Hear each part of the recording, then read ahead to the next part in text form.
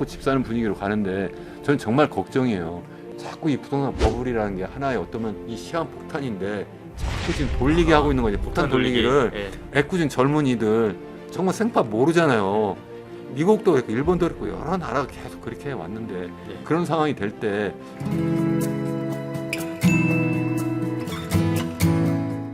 이번 시간엔 강원대학교 이현웅 교수님 모셨습니다. 안녕하세요. 네, 안녕하세요. 반갑습니다. 최근에 이현웅 교수의 경제포럼이라는 채널 통해서 우리 사회 경제 전반에 대한 얘기를 많이 해주고 계신데 이런 또 채널을 통해서 목소리를 내시게 된 계기가 있으실 것 같아요. 아니면 또 어떤 바람으로? 네. 저는 뭐 평생 이제 대학에서 이제 대학생을 대상으로 강의하고 그리고 또 이제 순수 연구를 주로 해오긴 했는데 네. 최근 뭐 몇 년 전부터 시작해서 우리나라가 점점 더 일본의 잃어버린 30년을 뒤쫓아가는 것 같아요. 그것도 아주 빠른 속도로. 그래서 이게 너무 저는 걱정이다 하는 그런 생각에서 보다 더 현실적인 그러한 경제에 대해서 연구도 더 많이 하고 또 그와 관련해서 일반인 대상으로 하는 그런 강의도 좀 많이 하면 좋겠다. 그런 게 하나고요. 또 하나는 이제 우리나라뿐만 아니라 전 세계 우리 인류, 우리 호모사피엔스 인류가 현재 당면하고 있는 그 거대한 변혁이라는 게 저는 있다고 생각하거든요. 이게 뭐 인구가 고령화된다든가 아니면은 뭐 디지털 사회로 전환되는 문제라든가 이와 맞물려서 사회가 정말 전혀 다른 형태의 양극화가 전 세계에서 나타난다든가 아니면 마지막으로 기후 위기라고 하는 이런 문제가 현재 막 진행 중인데 이것이 과연 우리 인류에게 축복이 아니라 굉장한 재앙일 수 있기 때문에 네. 이 문제를 우리가 어떻게 해결해야 되겠는지에 대한 거대 담론까지도 제가 관심을 많이 가지고 그래서 그와 관련 책도 쓰고 그 관련한 뭐 연구소도 만들어서 네. 우리가 여태까지 살아온 그러한 길이 아닌 새로운 길을 한번 가보자, 뭐 제사 길을 가보자, 뭐 이렇게 나름대로 열심히 나름대로 세상에 좀이라도 기여할 수 있는 방안을 좀 찾아보고 있습니다. 네. 네, 알겠습니다. 지금 이제 뭐 그런 여러 담론 중에서 또 단적으로 우리 사회의 어떤 모습을 보여주는 게 또 부동산 분야이기 때문에 그 분야에 대한 또 목소리도 많이 내오신 걸로 알고 있는데 현재 뭐 부동산 문제로 야기되는 여러 가지 사회 문제가 뭐 많은 편이고 그런 과정에서 지금 좀 부동산 시장을 교수님 생각에서 좀 진단을 해보자면 어떻게 좀 볼 수 있을까요? 일단 우리나라 지금 잘 지적하신 것처럼 우리나라가 현재 상황이 저는 정말 녹록지 않다고 생각하고 그게 이제 좀 전에 언급해 드린 것처럼 일본이 1990년 부동산 버블 또 주식 버블 이런 것들이 막 동시에 이제 꺼지면서 잃어버린 10년, 20년, 30년을 이렇게 갔잖아요.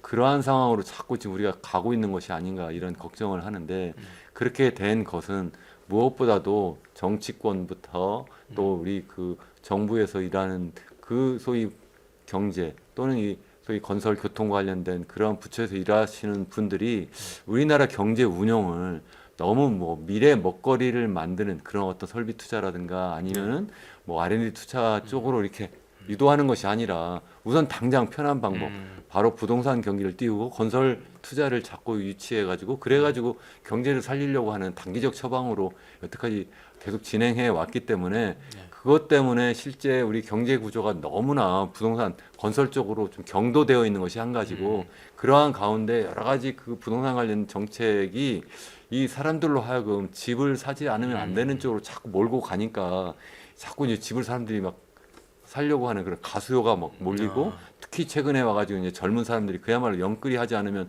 이번 이생망이다 네. 벼락거지 된다 그렇죠. 이래가지고 막 집을 사고 그래서 사실 잘 아시는 것처럼 2017년 이후에 한 7, 8년 동안 집값이 서울 기준으로 보면 3배 정도 이렇게 올라 버렸잖아요. 네. 세상에 이렇게 빨리 오르는 경우는 정말 우리나라 역사상 사실 뭐 그렇게 경험해보지 못한 그러한 정도였었고요. 사실은 2000년대 초에도 잠깐 그런 적이 있었긴 했는데 네.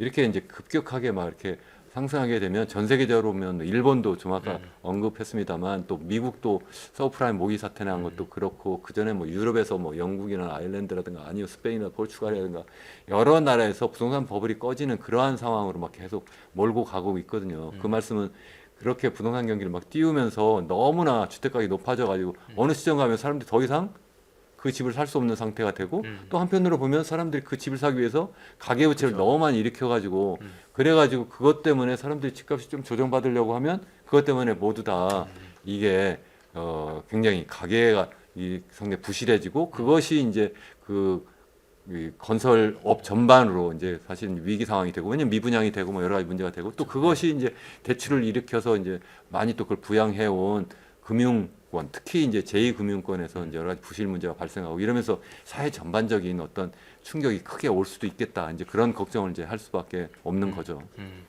지금 이제 뭐 말씀하신 대로 급격하게 부동산 가격이 상승해서 여러 가지 이제 뭐 연끌 문제도 있었고 이런 문제들이 좀 나타났는데 어쨌든 지금 또 한때 또 이제 이 거품이 좀 꺼진 거 아닌가 하는 뭐 불과 1년 전만 해도 그런 분위기가 좀 있었어요.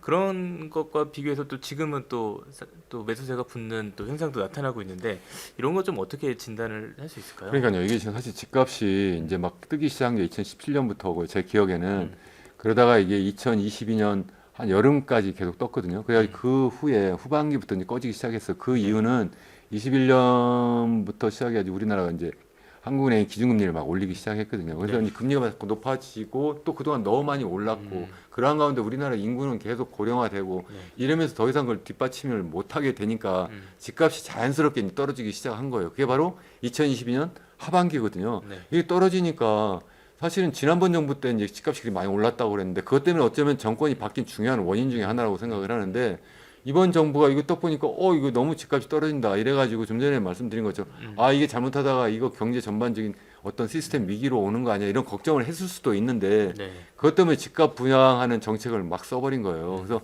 2023년 초부터 당장 생각해보면 특례 보금자리론 네. 해가지고 막 40조 원을 풀어버려요. 그걸 가지고 사람들로 하여금 젊은이들한테 뭐 생애 첫 번째 뭐 주택 구입하는 사람부터 시작해가지고 저금리로 돈을 막 빌려가지고 집을 사라. 40조 원만큼 부동산 주택 시장에 돈을 갖다 집어넣은 거예요.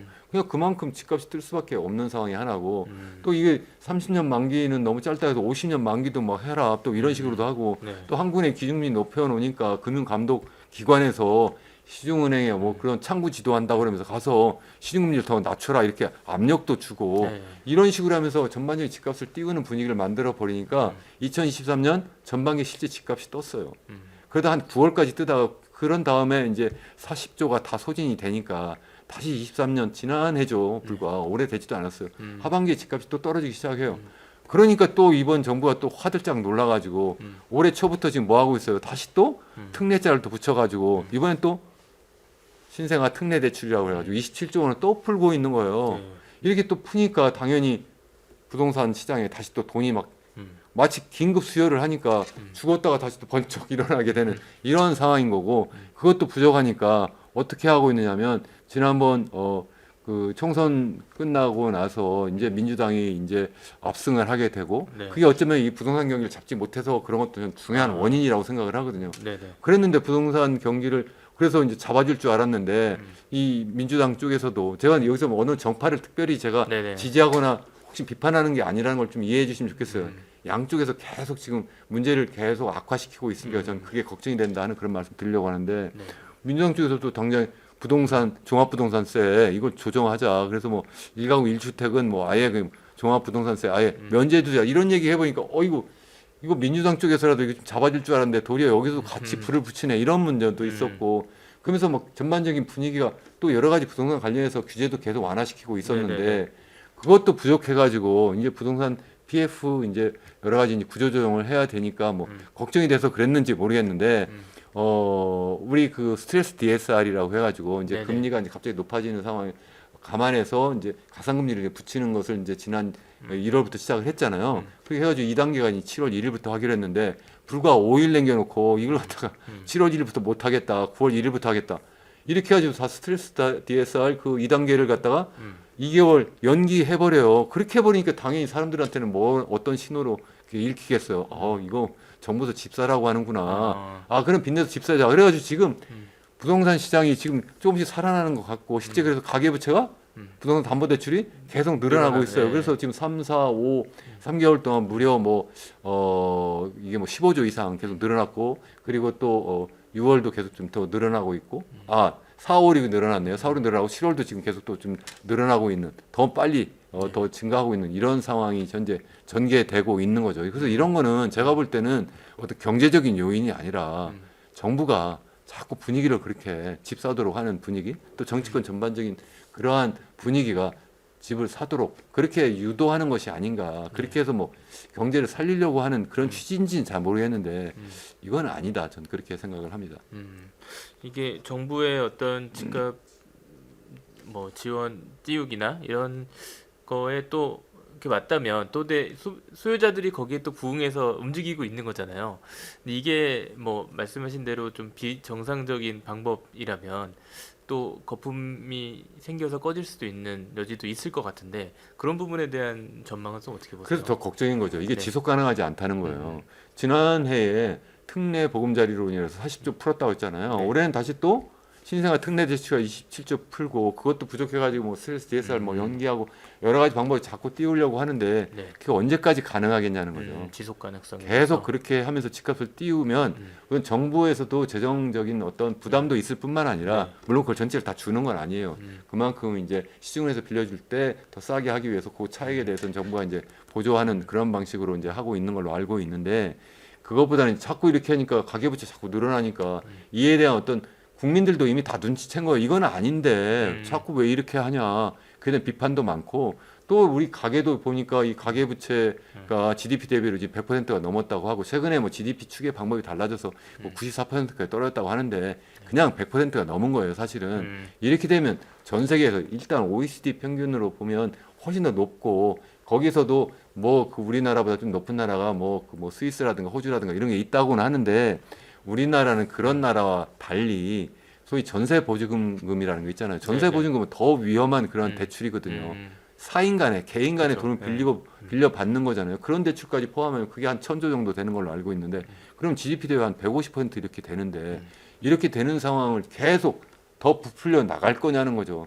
이렇게 하면 한국은행도 계속 이야기한 것처럼 가계부채가 계속 이렇게 늘어나면 이거는 정말 위험한 상황이 된다. 두 가지예요. 하나는 외부적 충격이 있을 때 우리는 이제 금리를 낮춘다고 생각하지만 외부적 충격이 전혀 다른 형태로 나타날 수 있잖아요. 전쟁이 크게 나가지고 막 원유가 뭐 엄청나게 급격히 올라가고 그래서 전반적인 그 금리를 낮추는 게 아니라 물가 잡기 위해서 다시 높여야 되는 상황이 되고 이렇게 될 때 그때 만약에 우리나라도 금리를 또 다시 높이고 아니 그게 아니라 경제가 엄청난 충격으로 이제 완전히 마이너스 쪽으로 계속 경제가 더 추락하는 그런 상황이 전개되면 네. 그럼 어떻게 되겠어요? 당연히 주택 가격이 떨어지게 되고 떨어지게 되면 빚을 낸 그러한 사람들은 그걸 어떻게 갚아 나갈 거냐는 거죠. 지금도 이미 실질 가계 소득은 마이너스 하고 있어요. 감소하고 네, 있어요. 네. GDP는 명목적으로 증가할지 모르지만 이게 실질 GDP도 지난해 1.4% 성장했는데 네. 가계 소득은 마이너스거든요. 근데 이 국민들이 어떻게 계속 집을 더 살 수가 있겠냐는 거죠. 지금 분위기를 그렇게 자꾸 잡으니까 어쩔 수 없이 사는데 더군다나 요새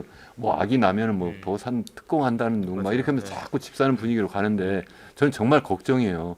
결국은 자꾸 이 부동산 버블이라는 게 하나의 어쩌면 이 시한폭탄인데 이 시한폭탄을 자꾸 지금 사람들이 자꾸 지금 돌리게 하고 있는 거죠. 폭탄 돌리기를. 예. 폭탄들이 언제 터질지 모르는데 가만히 이렇게 돌리는데 보니까 애꿎은 젊은이들 정말 생판 모르잖아요.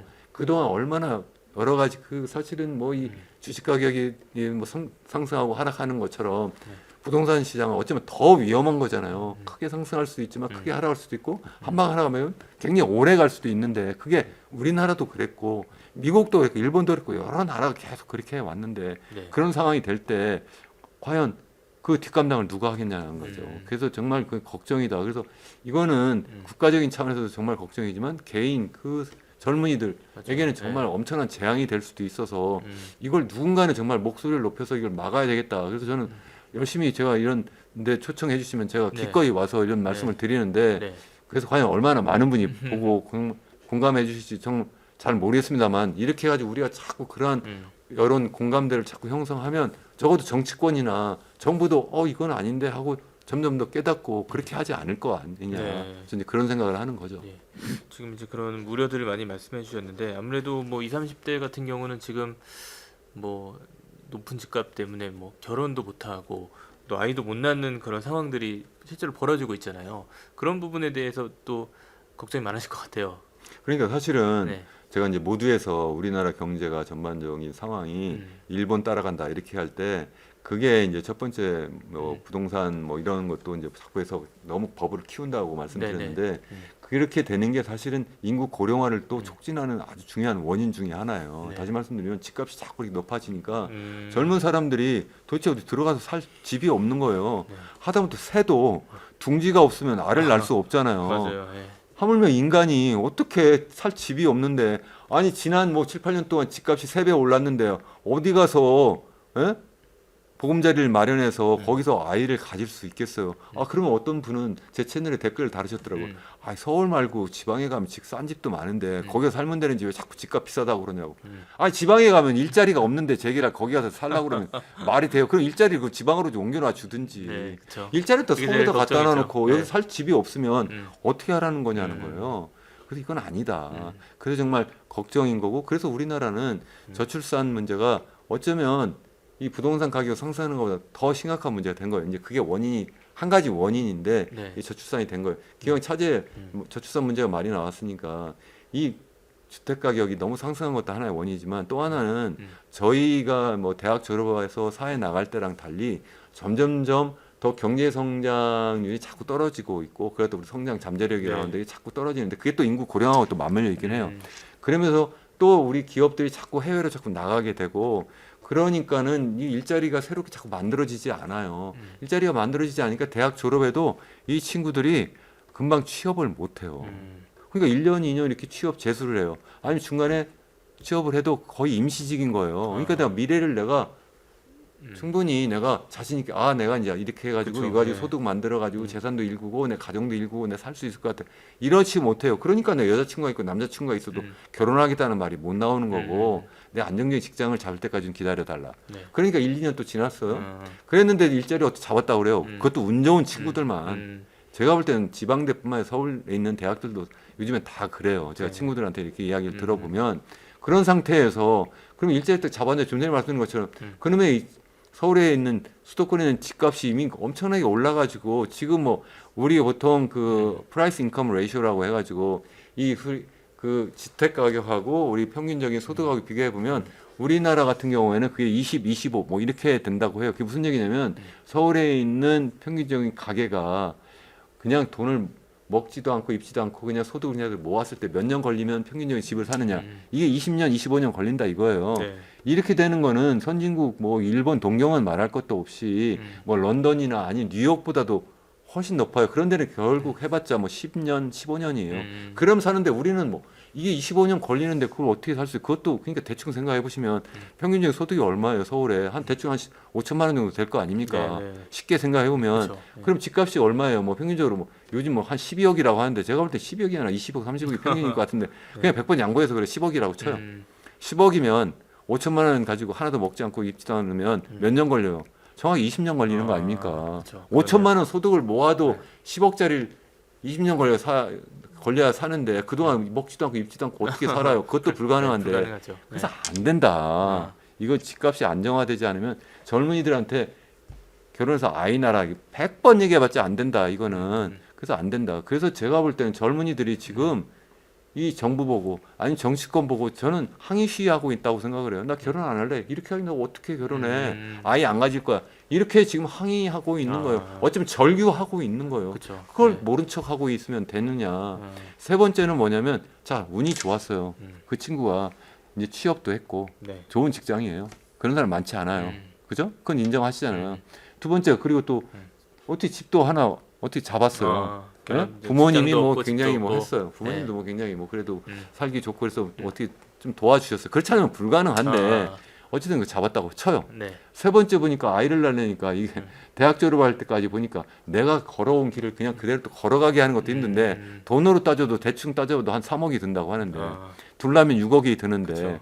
아 집을 사는데도 지금 아까 말한 것처럼 뭐 이게 뭐 10억이 넘고 둘날 아예 그냥 생각 자체를 안 하는 생각을 할 수가 네, 없죠. 그러니까 또 못하는 거예요. 이거 교육비도 이렇게 많이 들고 엄청난 경쟁이고 그렇게 해가지고 대학 졸업한 다음에도 취업도 잘 안 될 것 같고 참 가만히 보니까 뭐 이거 지금 뭐 점점 노인은 많아지고 젊은이는 점점 줄어드는데 야 이거 잘못하다 내가 아이 낳으면 우리 아이가 완전히 독박 쓰겠네 이런 상황까지 이제 막 가는 거예요. 이게 어느 임계치가 딱 이제 넘어버리면 그렇게 된 지금 그 상황이 넘었을 것 같아요. 제가 볼 때는 일부에서는 지금 아직 출산율 아니 출생률을 높일 수 있는 뭐 지금 골든 타임이 아직 있다 그러는데 골든 타임 무슨 골든 타임이 있어요. 이미 지금 지나도 한참 지났구만. 아니 나 같아도 결혼 안 하고 애 안 낳을 것 같아요. 결혼해도 아예 안 낳고 살지. 왜냐면 너무 어려운데. 그리고 마지막에 하나 더 있는데 그게 뭐냐면 여성의 입장에서 생각하면 우리나라 보면 여성이 여학생들 대학 같은 데 보면 지금 남학생이나 여학생이나 그 비율이 거의 차이가 없어요. 약간 더 많아요, 사실은. 거의 모든 전공에서 OECD 기준으로 보면 OECD 평균보다 훨씬 더 높아요. 그래서 대학 졸업하고 그러면 집에 가서 결혼하고 아이 낳으려고 대학 가는 건 아니잖아요. 그러면 여자 입장에서 생각하면 뭐겠어? 자기도 사회생활, 경제생활 하고 싶은데 근데 보니까 그 여건이 일하고 가정이 영립이 안 돼, 양립이 안 돼. 일하고 그리고 육아가 양립이 안 돼요. 네. 그러니까 결국 여성 입장에서 생각하면 뭐예요?